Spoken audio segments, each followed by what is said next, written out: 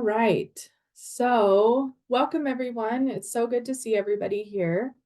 Manahu. My name is Christian Orihuela, and this is the CalFresh Healthy Living Tribal Expansion Nutrition Education Pilot Project. This is our invitation to bid informational webinar. And today is February 6, 2024. And we're going to go ahead and get started. Thank you all for taking the time to join us today. We really appreciate it. So we can go ahead to the next slide. We're going to open up with a land acknowledgement. And so I'm going to introduce myself to you in my traditional language. So Manahu, Ananiane, Christian Orihuela, Anumanu, a bishop, Anumanu, a Paihupuwe, a bishop of Nukimudu. Hello, my name is Christian Orihuela. I am a enrolled member of the Bishop Paiute tribe, and I hail from Bishop, California, and my traditional homeland in the Owens Valley, or also known as Paiahunadu.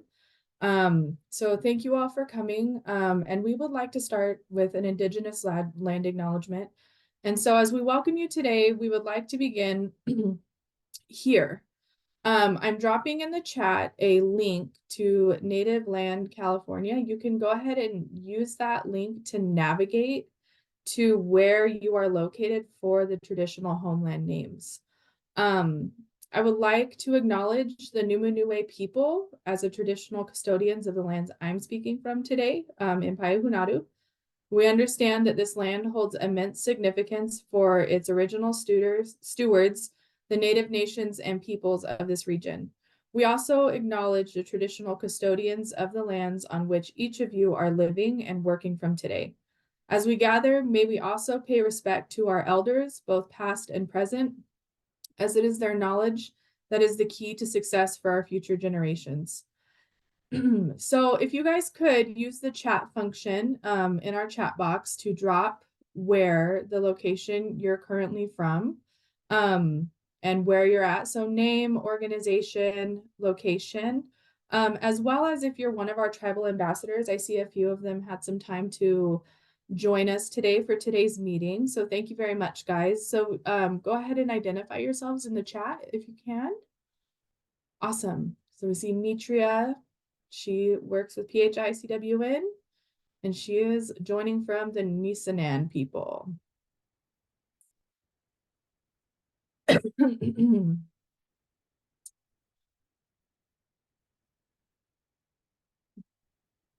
Cool. And we see Anna. She's joining from Ninan Palanga Hikwi. Hikwa. You'll have to teach me how to say that. You're in Paula. Okay, cool. Very cool. Priest, welcome. Redwood Valley Rancherio. Acorns to Oak Tree. Okay, from San Diego. Welcome, welcome. Amanda, welcome. She works with PHI from Atlanta. Awesome. Kitty, welcome. She's hailing from the Miwok lands. Karen, one of our tribal ambassadors, welcome. Sherry from Enterprise Rancheria, welcome. Awesome. Great. Okay, we're gonna keep going. You guys can keep sharing though as we go. So next slide, please, Mitra. So a little bit about us. So again, I'm Christian Orihuela. I'm an enrolled member of the Bishop Paiute tribe. I'm a community engagement specialist, and I work with PHI-CWN. We are the Center for Wellness and Nutrition, a program of the Public Health Institute. We're Sacramento-based, but we work and provide support to local, state, and national partners and projects. We work to promote wellness and equitable practices through our vision, which is a healthy nation where wellness is achievable for all. And we do that with our mission to build capacity and leadership with institutions and organizations in order to make that happen. Go ahead, next slide. So I feel like I've introduced myself a lot, so I'll let Mitria go ahead and introduce herself. Good afternoon, everyone. Mitria Manyan, Equity and Engagement Program Manager with the Center for Wellness and Nutrition, joining you from the Nisenan land, and just honored to be here, non-native, but very passionate about this project. So excited to share this with you today. Awesome. Thank you, Mitria. So we'll go ahead.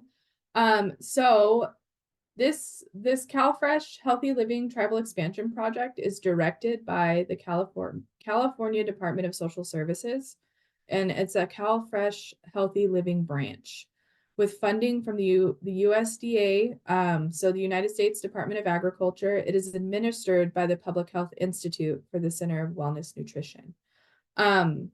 So this little slide is just kind of a little overview of how we're funded, and where this money is coming from for this ITB. So we can go ahead to the next slide, Mitria. So today's agenda, we will be going over CalFresh Healthy Living Program and funding structure, the Tribal Expansion Project overview, the nutrition education pilot projects and ITB, and then we'll leave some room at the end for questions and answers. Go ahead for the next slide. So as you know, when we started recording.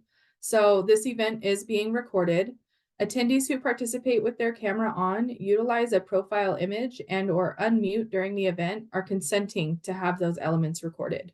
If you are not willing to consent to having your video, image, or voice recorded during this event, please feel free to keep your camera turned off and remove your profile picture. You can remain muted and utilize the chat feature to participate in the questions and comments live.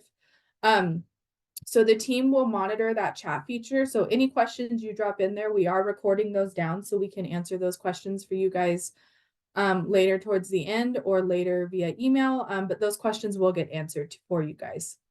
So we can go to the next slide. And this is where I'll pass it off to Mitria so she can go over this.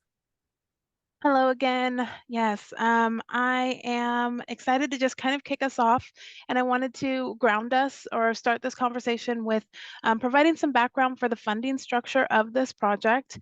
Christian gave a little bit of an overview a few minutes ago, but I'm going to go into it a little bit deeper and make sure that we're covering where these funds come from. The funding for this project comes from the United States Department of Agriculture, the Supplemental Nutrition Assistance Program, SNAP-Ed.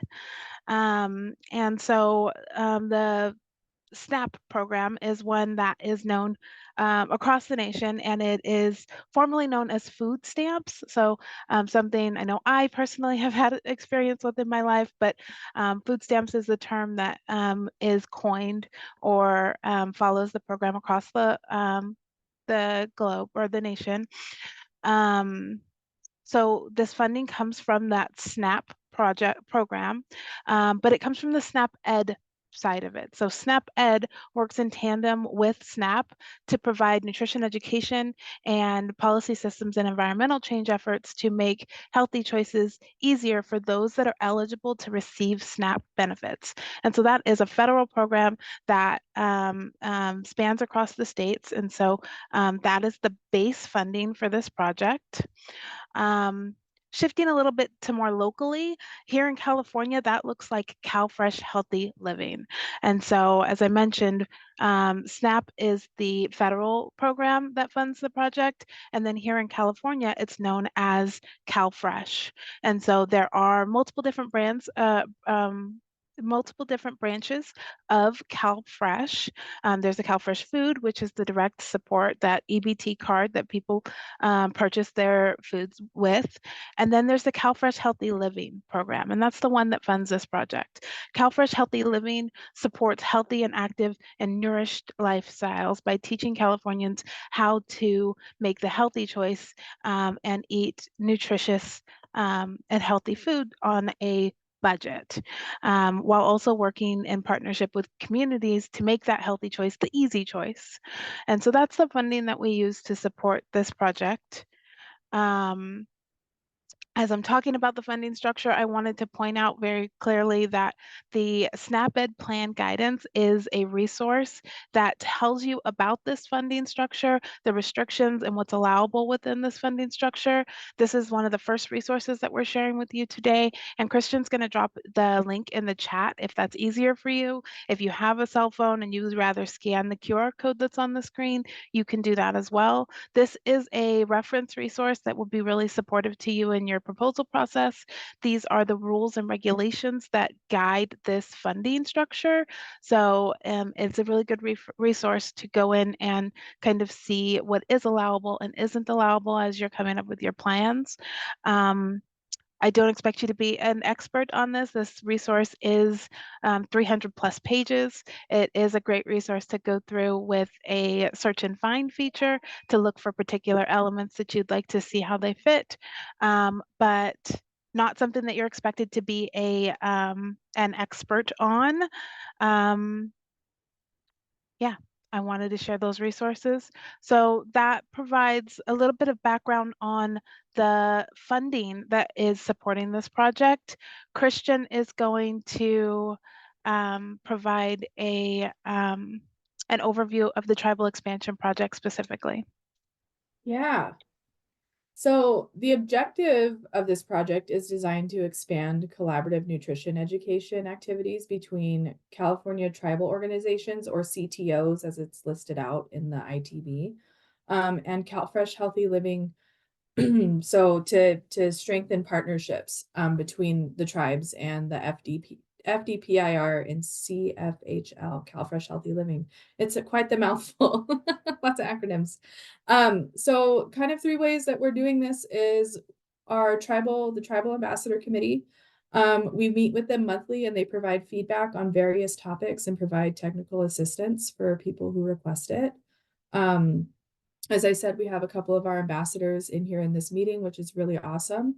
We also do this through developing new CalFresh Healthy Living materials, in which you're gonna see in these slides in a second, and as well as exploring partnership opportunities. And so this is what this ITB is. We're exploring partnerships with you all. Go ahead, next slide, Mitria. A little bit of an overview. Our Tribal Ambassador Committee. This is a current map of all our ambassadors that we have on our committee. There is 16 of them. And we understand that there's a lot of tribes in California. And so we cannot reach everyone, at the same time. So we're really putting in an effort here to diversify with our ambassador committee and to make sure that all, as many viewpoints as we can get to the table are represented here in this ambassador committee. So it's an advisory council that ensures California Indigenous community perspectives are represented in nutrition education, community engagement, resources, and program activities on this project. So they're pretty awesome. I enjoy meeting with them every month. We can go to the next slide. So, and here are some of those materials, that second bullet point we talked about. These are some of the materials that we have developed. You see the My California Native Plate. I'm not sure how familiar you are with that. I know I've seen it in my own Indian Health Service, so I know it's getting out there. We have the Accessible Traditional Foods Guide. Just these rolling slides are examples of our tea guides and the recipe cards that the ambassadors helped us develop. Which is really cool. And our newest development is the Traditional Roots Cookbook. And that just came out this last 2023, the last part of 2023. So we can go to the next slide. If anyone is interested in ordering any of these resources, you can scan this QR code and it will take you to the SurveyMonkey link. And I'm going to go ahead and drop that in the chat right now as well. If anybody would like to use that link in the chat, you're more than welcome to. But here you can order some of these resources. And as you can see, the cookbook is on this little example flyer here. So yeah, it's a pretty cool opportunity. It's a pretty cool project. So we can go to the next slide. And so why you're all here. So this is our ITB. So last year we launched demonstration projects with these two amazing partners, Toyabe Indian Health Project and Acorns to Oak Trees, to test the materials that we developed thus far in their communities. So they did this with cooking classes, they did this with grocery store and farm tours, they did this in community discussions and wellness events.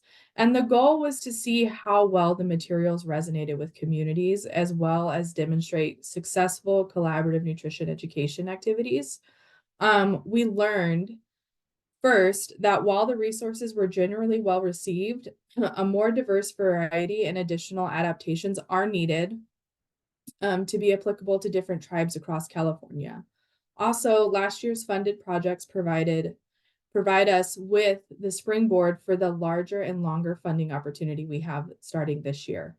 And I'll go ahead and turn it over to Mitria to discuss this new funding opportunity.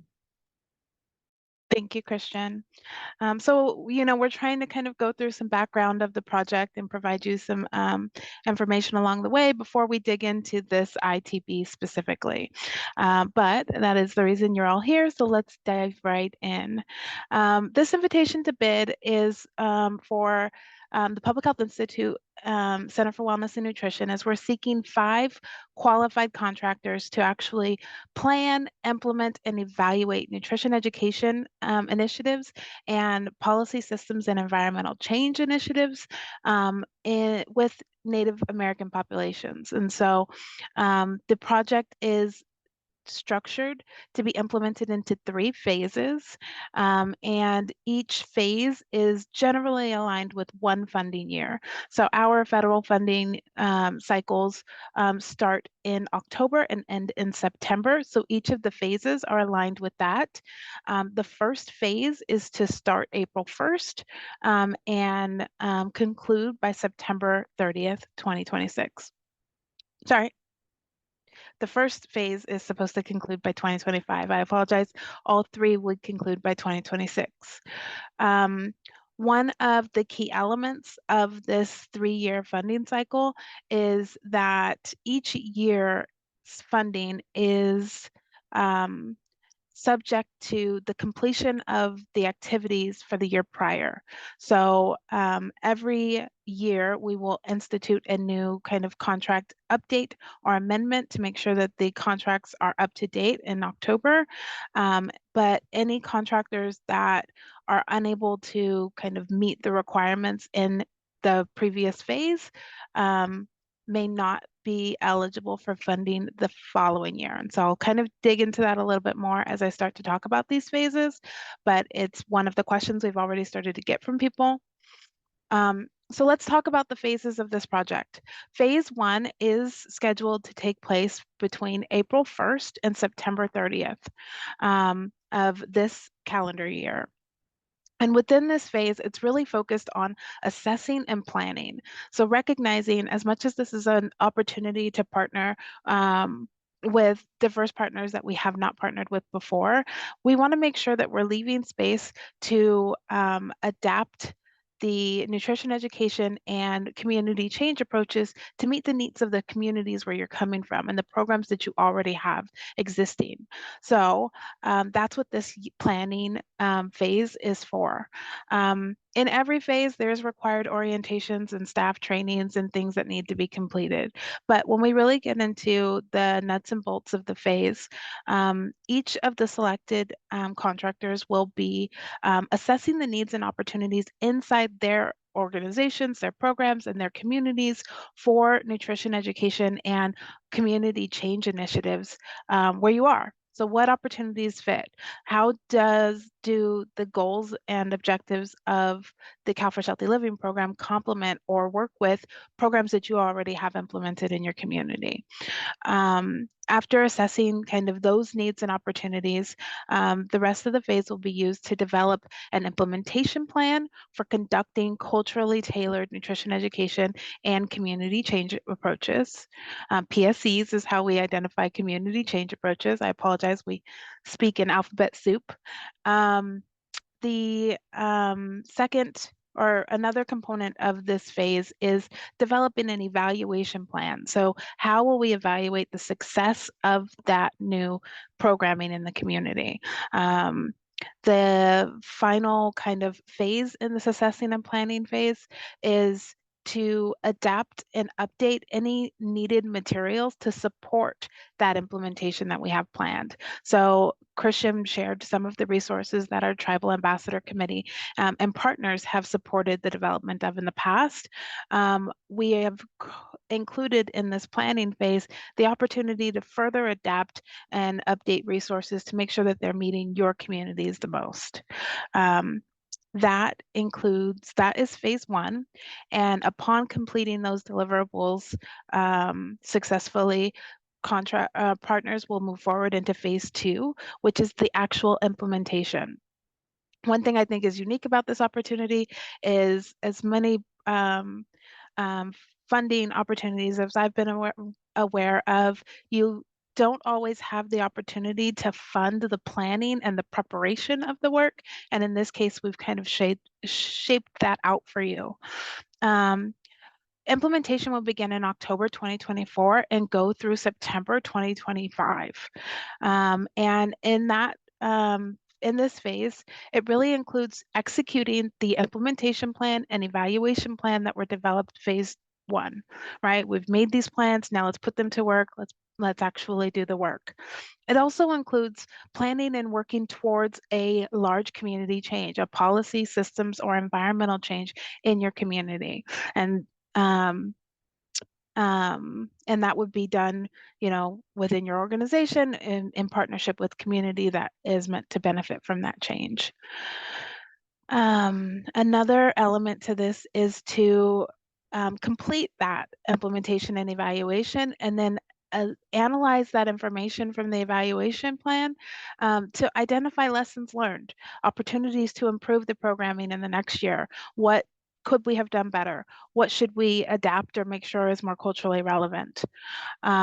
Based on those findings, you want to update your implementation plan and evaluation plan that was developed in phase one so that we can use it in phase three. Also in phase two, we're going to spend some dedicated time developing a sustainability plan for the work after phase three, recognizing that while this is a 3-year funding cycle, at the end of those 3 years, we want to make sure that the work that we're doing with communities is sustainable. So we're going to start in phase two by developing a sustainability plan that can be implemented to support continued funding. Oops. My buttons are a little sticky here. Phase three is where we get into that sustainability and scalability.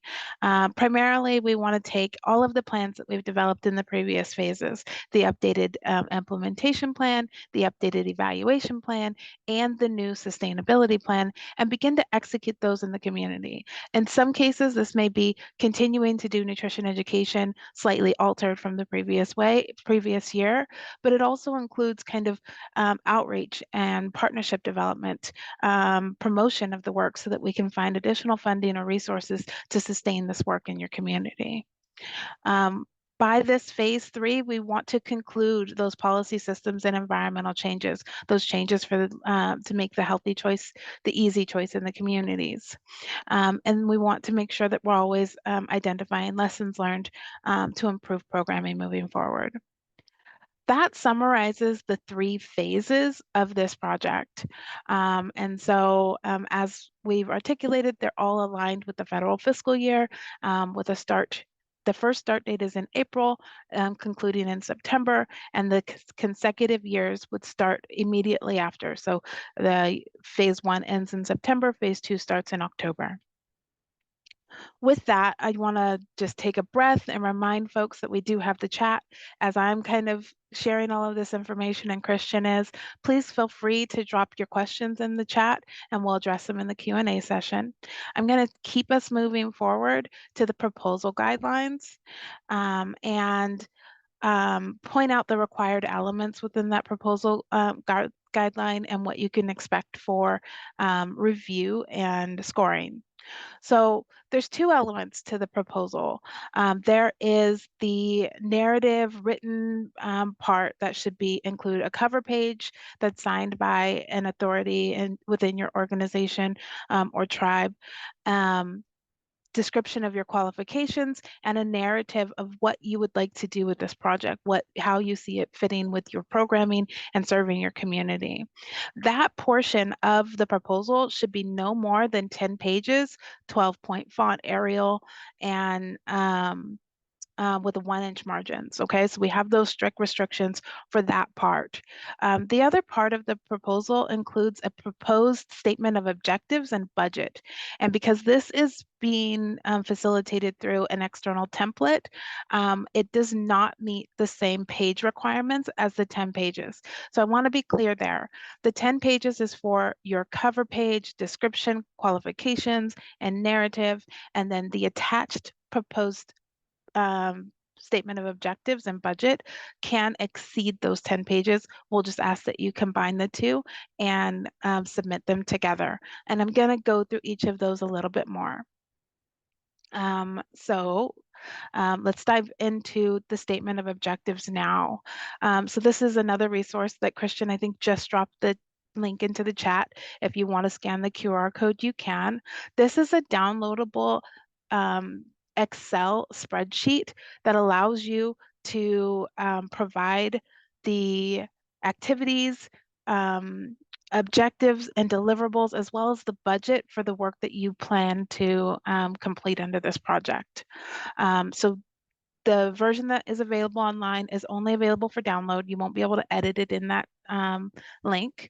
And you'll notice that the first tab is an instructions tab, and it provides some context to what to expect and what to provide within the template itself. We ask that you complete the template for all 3 phases. Okay, so you're going to go through a 3-year cycle pretty much and kind of outline what you plan to do. When you're done, you'll go ahead and save that budget sheet as a PDF and include it with your proposal. So if you are PDFing your proposal, you can combine them together, or you can submit them as 2 documents if need be, but we want to make sure that we get both components with your proposal. The other thing that I'll add is this is a template for us to get an idea of what you have planned or what you would like the structure to look like. But it is a template that we will use to negotiate contracts when we get further down and have the selected 5 agencies on board. So don't feel like anything you put in there, it will have to be married to. It gives us an idea. We have a lot of other context that we can bring in to help guide or ask questions and make sure that the template that you provide is aligned to the full year's work. So we just want to get a good general idea in this. So let's talk about what elements are asked for in the statement of objectives. The objectives represent the larger goals of the project, and so probably should more than likely be aligned with what I went over with the phases, and those are listed in the ITB as well. So the larger objectives of the project.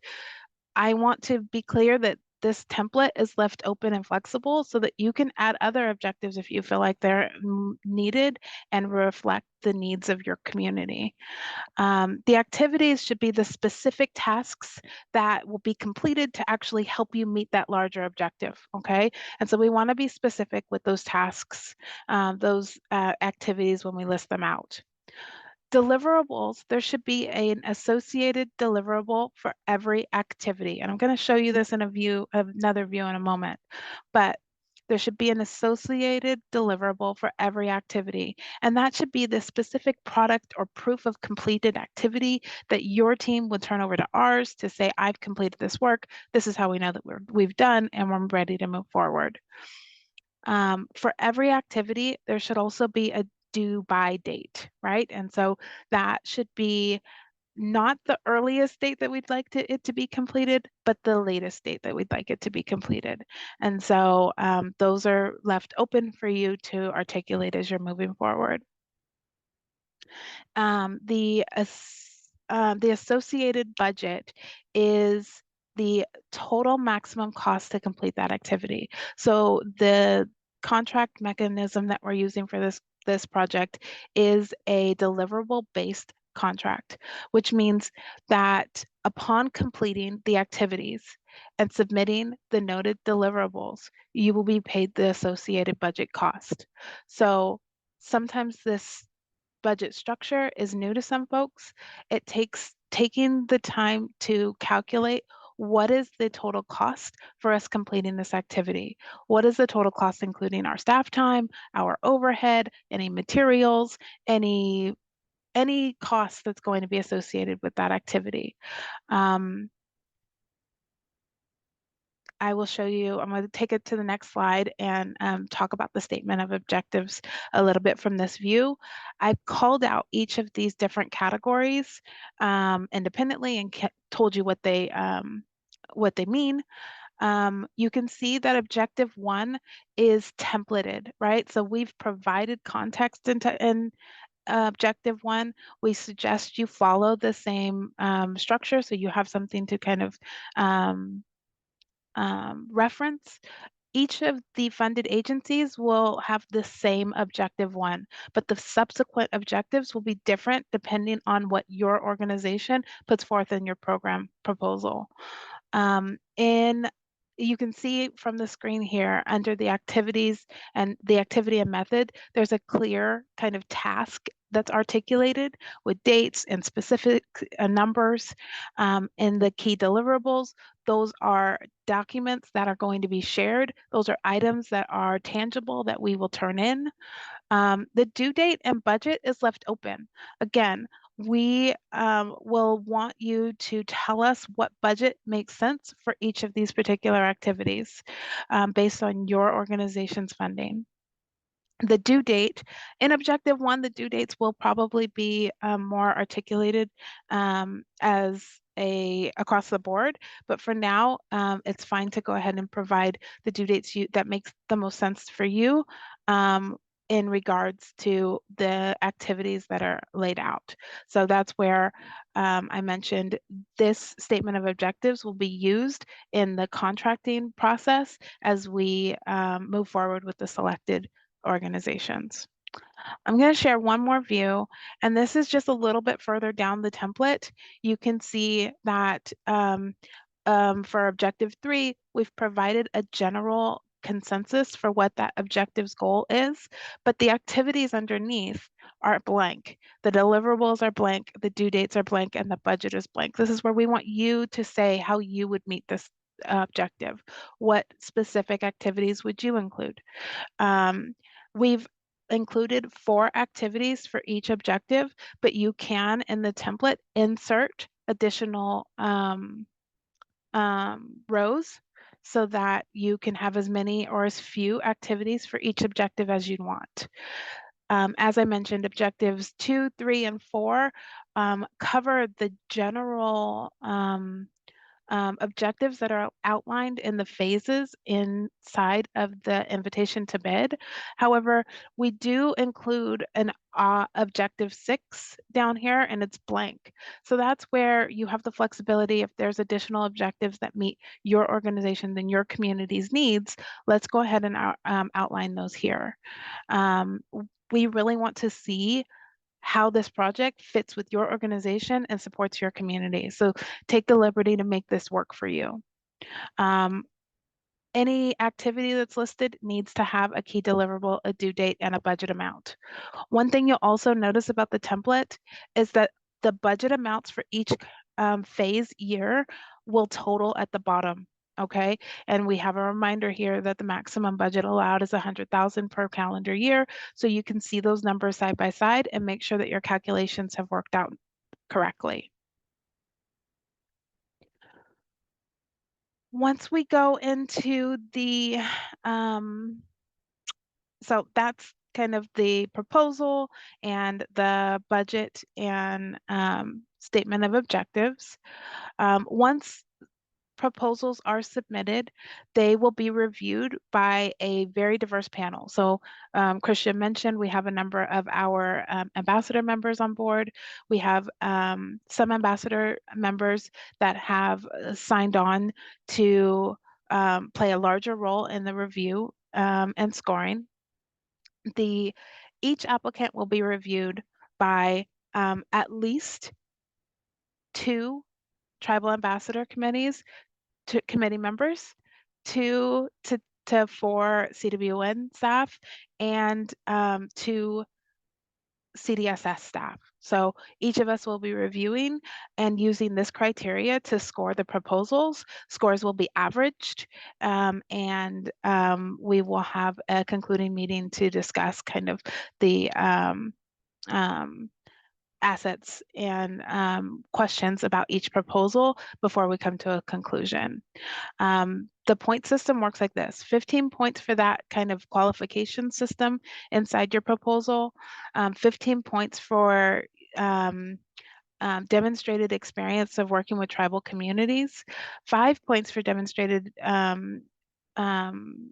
experience working with SNAP Ed or any other federal nutrition program. 10 points for similar projects, being able to show the projects that you have within the community that complement or connect to this work. 25 points just for the narrative overview, kind of understanding the vision of what you plan to propose. 10 points for those potential cultural adaptations. So we are asking you to identify any areas where you realize that nutrition education or materials that have been shared with you need to be culturally adapted to meet the needs of your community. We want to know, what changes you feel like are most important for the delivery of nutrition education activities. And finally, there's 20 points for the statement of objectives and budget. That is the base of the scoring criteria. Additionally, there will be 10 bonus points for organizations that utilize Native American educators and implementers to facilitate these projects in the community. Gleaning from the perspectives that we've learned through past needs assessments and working with the Ambassador Committee, we are trying to prioritize community-led initiatives that meet the needs of organizations, but with people that represent them and understand them at the core. So that bonus point criteria will be added there. Total points possible are 110 points. Today is one offering that we're offering for communities to learn about this opportunity. Another is individual information calls. And I will welcome Christian to tell us a little bit about this. Yeah, so I went ahead and I dropped the link into the chat for the Calendly invites. And as this funding, it's an effort to establish new partnerships and build trust and complement existing efforts of Native serving agencies. We want to include a space for individual conversations with agencies that are interested in this opportunity. These calls are not required to submit the application, but we do want to give people, I recognize it's a lot of information right up front. We do want to give people the space to join myself and Mitria to have those one-on-one conversations, to ask questions in a different setting if you're more comfortable doing that. Again, it's not required, but it's definitely an option. And as you select those times, I will send out Zoom calendar invites and holds to you to schedule those meetings. So you can scan this QR code or you can use the link to book those times that I dropped in the chat. And I'll go ahead and pass it off to Mitria. All right. So this is just a quick reminder of the timeline. So we released this on January 24th. Today is the webinar. We'll be doing informational calls for at least February 7th to the 15th. If there's a high intake on scheduled calls, we'll extend that. We again want to create every opportunity for you all to engage as you'd like. We ask that any formal questions, including the ones that we're going to cover in a moment, be submitted by email to Christian. She'll be logging those. We'll be giving you written answers for each of them. The responses for those questions will be provided by February 16th. So if you provide written questions by the 9th, we'll make sure that we share a broadcast of the responses by the 16th. All completed bids are due by February 23rd by midnight. The notice of intent to award will be distributed out by March 11th, and the anticipated contract start date is April 1st. That's the timeline that we're working with. I know we've covered a lot in just a few minutes. We've got roughly 18 to 20 minutes left on the call. I definitely wanted to create the space to address any questions that folks have. I think we've seen a few that have come into the chat. Let's go ahead and start to dive in. Christian, do you know what the first few questions were? Let's see. Yes. The first question that we received was, I am not Native, however, I work with tribal groups in my community and programming. Can I apply for pilots with those groups? Thank you. That's a great question. Yes, we are providing a preference for for organizations that can ensure that delivery is Native led. However, we're not refusing anybody from applying. You're more than welcome to apply. But as you saw in the scoring, preferential points will be given to organizations that can ensure that the nutrition education and programming in the community is Native led. Great. And then the second question is, this project has 3 phases over 3 years. Year 1 is 6 months long. Should we still be able to budget up to $100,000 in year 1? Yes, that is correct. So $100,000 for year 1 starting April 1st. And it concludes at a hard date of September 30th. So those funds will not be, to my knowledge, at this point in time, I do not believe those funds will be carried over in any way, shape, or form. We recognize that in the first year, it's going to be a significant lift for planning and development. And so each phase is a little bit different as far as looking at the amount of work that's put in. So that's why we kept with the same funding for each year. Awesome. The third question we have is, can LHDs that already receive CalFresh Healthy Living funding apply to complement, expand their CalFresh Healthy Living program? That is a really great question. This funding is not meant to, because of rules around double dipping and misusing federal funds, this fund is being set aside for new community-based organizations that are not currently funded by SNAP-Ed. However, if you are an organization that has partnerships with CalFresh Healthy Living and you can include in your proposal ways that those partnerships complement or strengthen your program proposal, that's acceptable, but they have to be like non-funded activities. So a lot of communities we know, or some communities we know, are already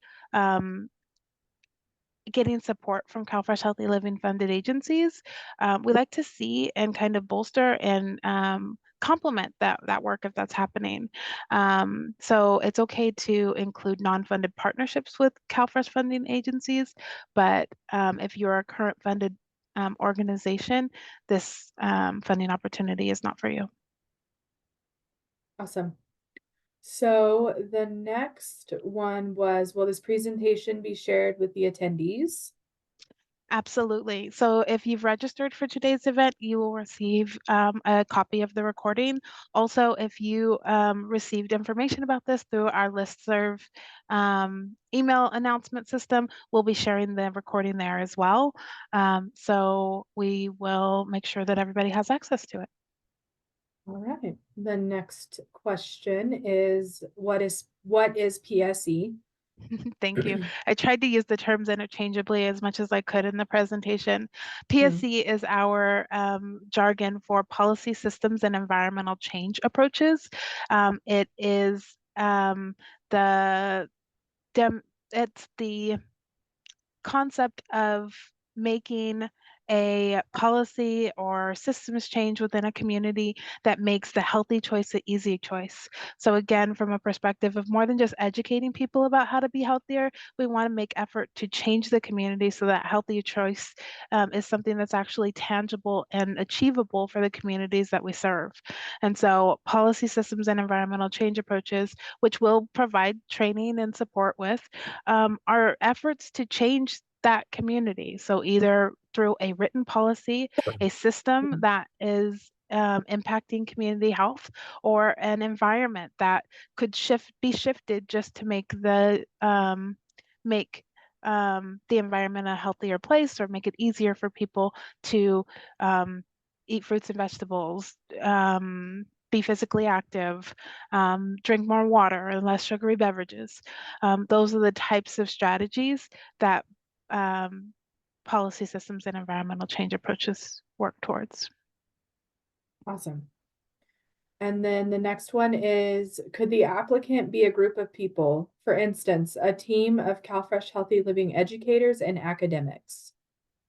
That is a really great question.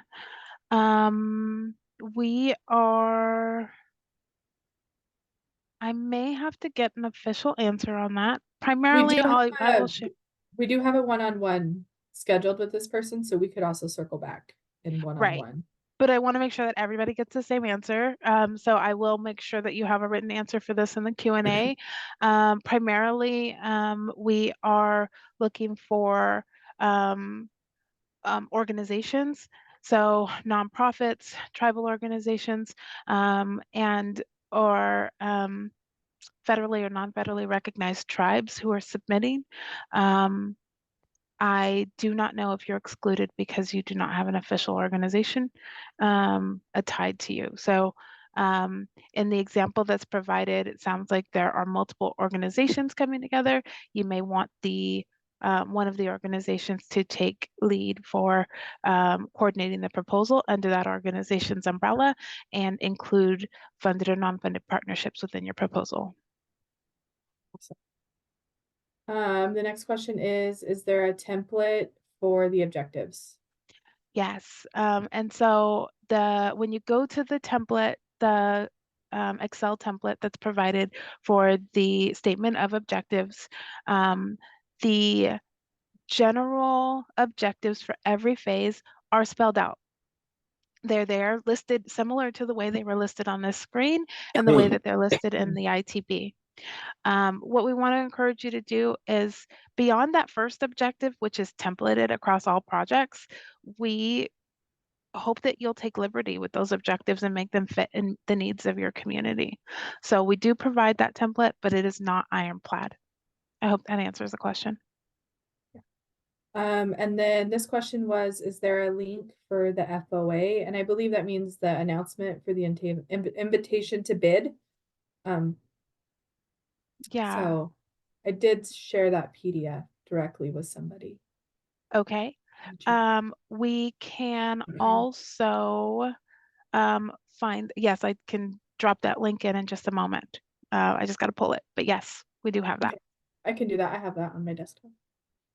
And the next question is, I'm curious, is this grant the same that is being discussed and distributed at CDSS, or is it a separate grant opportunity? We currently operate a TNAP program funded by CDSS. Thank you. That's a really great question. I can't answer that definitively. Let me say this. CDSS has multiple branches that have projects that work with this population. And through our partnerships and connection with CDSS, I do know that other partners were sharing this opportunity with their partners and funded agencies. But this is specifically a project that is housed under CDSS and funded with SNAP-Ed and not TNAP funding. So I hope that that helps. Without seeing exactly what was shared with you, I can't explicitly articulate if this is or is not the same opportunity that was shared, but it is likely that it was. Okay. The next one is it $100,000 every year for 3 years? It is, and as I mentioned at the beginning, that annual renewal is contingent on the organization's ability to complete the activities in phase one. So that is a really important element. The other, yeah, that's a really important element to kind of be aware of.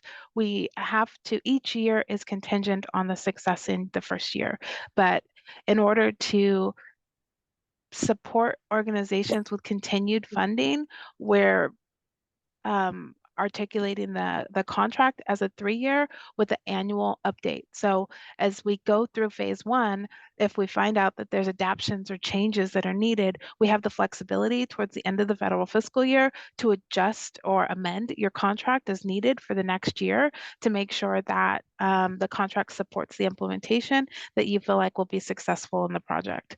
So probably a lot to say. Yes, it is $100,000 per year. Awesome. And then so far, the last question we have is, we currently receive CalFresh funding. Are we eligible to apply? Yes, so similar to the point in the question about local health departments, we are seeking to expand new funded partners within CalFresh Healthy Living. So if you are currently a funded entity, I believe across the board that answer is no. This funding is not designated for you, but we do encourage collaborative partnerships with CalFresh Healthy Living agencies. So if there's a way to complement work that's happening, we encourage that non-funded partners apply and promote and include the partnerships that are existing within SNAP-Ed. Awesome. And then we have another one. Where do we submit our bid? Thank you. Bids should be submitted via email to Christian Oriella. And I'll just do this here so you can capture her email address on the screen. Any questions that you have throughout the proposal should be submitted to Christian, as well as your final proposals should be submitted as an attachment to her directly.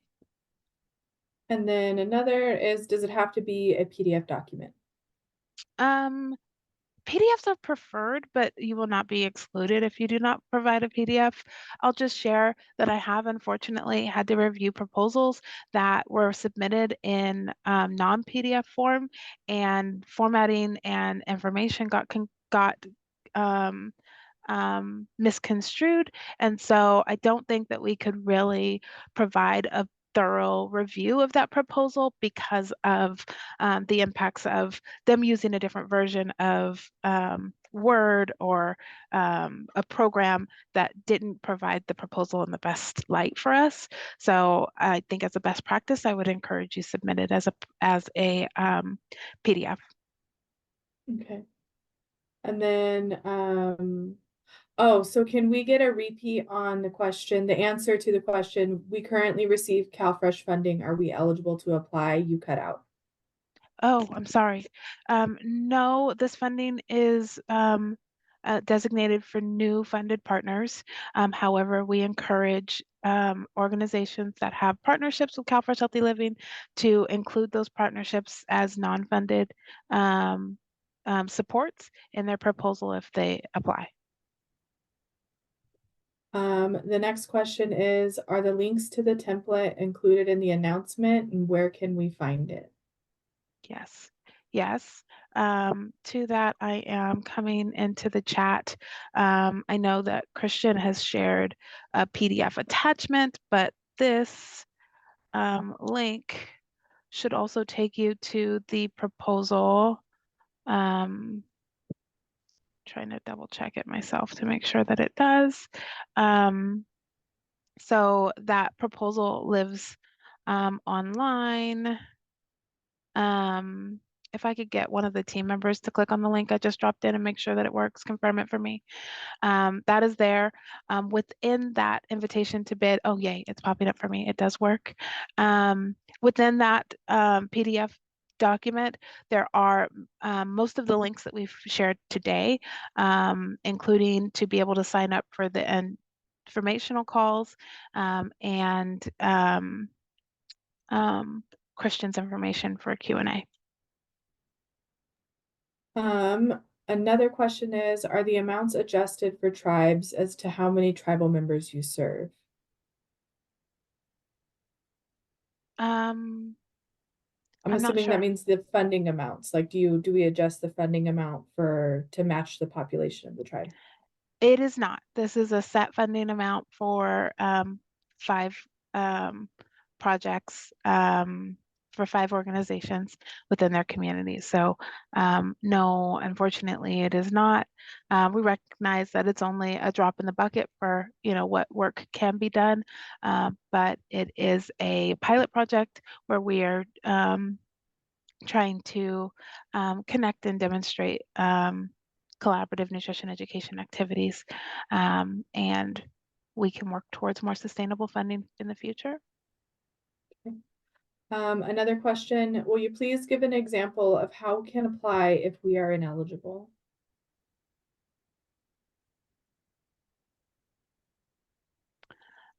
Is this again for the For the one like that a receives SNAP-Ed CalFresh funded? funding? Okay, so if you're a SNAP-Ed funded agency, you're not eligible to apply. I know many tribes connect with CalFresh Healthy Living agencies and have those nutrition educators, come in and do work with them or support their community events, and they're partners on the ground. If one of those tribes wanted to apply and they had this partnership that was already existing where SNAP-Ed implementers are coming into the community to support, they can talk about that partnership and how they'll be using it to complement their nutrition education in their application. But if you are a current funded SNAP-Ed implementer, this funding opportunity is not for you directly. Okay. And then another question is, are the links to the template included in the announcement, or where can we find it? The links to, say that again, Christian? The links to the template, Yep. so the spreadsheet, yes, it is. are they included in the announcement, or where can we find it? Yes, it is. I think we shared it earlier in the presentation. We can drop that link in again Yeah, for Emily dropped folks. the link in again. Yeah. Thank you. And if you're looking at the invitation to bid, the link is included on page, I can't see page numbers, is included on, darn, here we go, page 6 of the invitation to bid, just as we describe the requirement for that statement of objectives and budget. The link is at the bottom of that paragraph. Okay. And then, so just for some clarity about the CalFresh funding. So if they don't get CalFresh Healthy Living funding, is that the same as CalFresh funding? Like if they just get CalFresh, is it different than CalFresh Healthy Living? Could they still apply? Thank you. That's a really good question.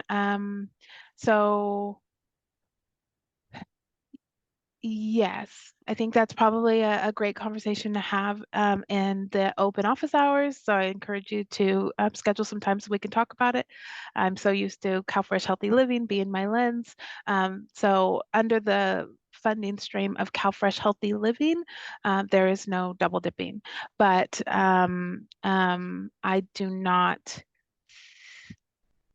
believe that CalFresh funded agencies would be restricted. Okay. I hope that clarified. Sorry for No, you're fine. reading through that. No, you're okay. All right. I know that we're probably right at time, and really want to respect everybody's time. Really great questions. We appreciate everybody's engagement. I do not have to jump, but I did want to respect everybody else's time. We thank you for participating today and providing great questions and engagement. We really encourage you to take advantage of the open office hours and schedule some time to talk about this opportunity. We'd love to hear about the programs that are happening in your community and how this work may be able to complement that.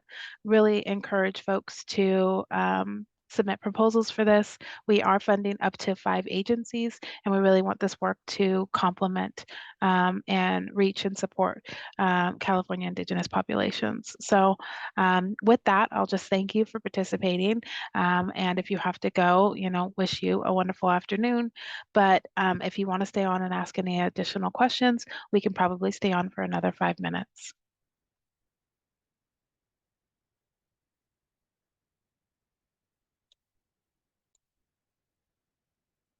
Second shout out and thanks to the ambassadors that have joined.